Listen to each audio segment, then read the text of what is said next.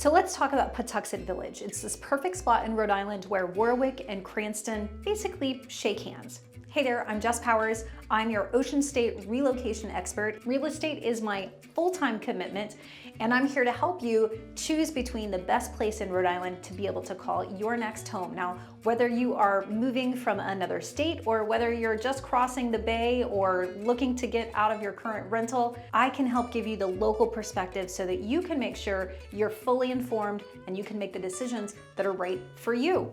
Now in 2022, I made a YouTube video called Why People Love Living in Pawtuxet Village, and most of the spots I talked about are still relevant today. But like all of Rhode Island, prices have changed drastically. That market data is no longer relevant.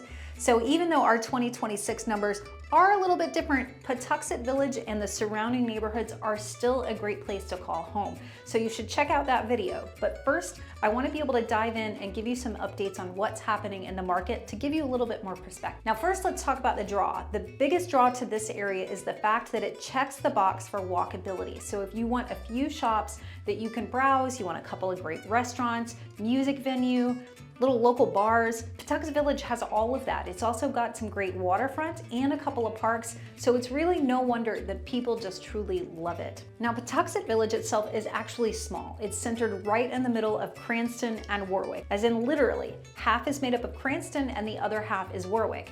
Now, this is a classic Rhode Island thing, and it's why it makes me your new best friend when trying to figure out the geography in Rhode Island. It's really super confusing, but I can help.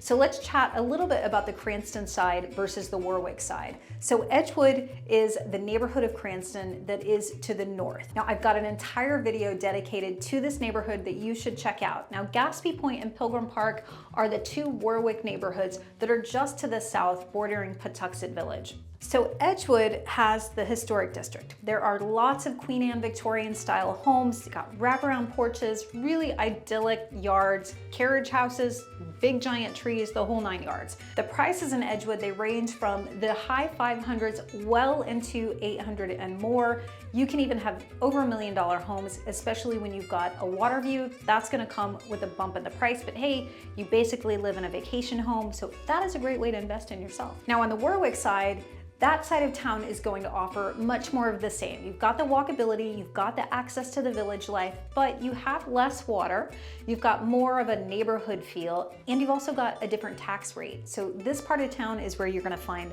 bungalows, cottages, kind of that sturdy 1920 construction, lots of capes, mixed in with development from the 50s and the 60s.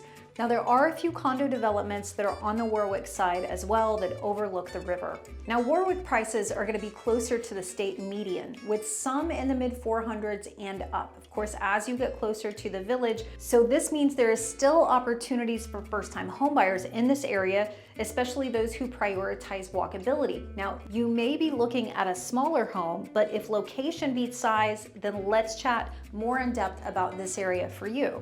Now, this part of Rhode Island is one of many ideal choices if you're a frequent flyer. TF Green Airport is only 15 minutes away. It's an easy Uber ride if you don't want to deal with parking. It also means there's lots of flyovers in this area. Now, if New York City is your destination, you can just take a quick jaunt up to Providence, take an Uber, get on the Amtrak, and you'll arrive in Penn Station at about 3.5 hours. Now, if you're a Boston commuter, you certainly have the option of taking the train in Providence, or if you're gonna make that terrible drive, just know that when you get through 195, when those highways merge, you're gonna be hitting traffic, especially at heavy traffic times right in the heart of Providence, and that's gonna cause some delays. Now, if boating is your passion, this neighborhood has a lot to offer. Pawtuxet Village is right on the Providence River, and that flows directly into Narragansett Bay, so this means that you're just a short, scenic journey to Newport or Block Island. My bestie is a sailor, and she's had a slip at the Edgewood Yacht Club for many years, but she's also had one down in Wickford. They're both great. They both offer different amenities.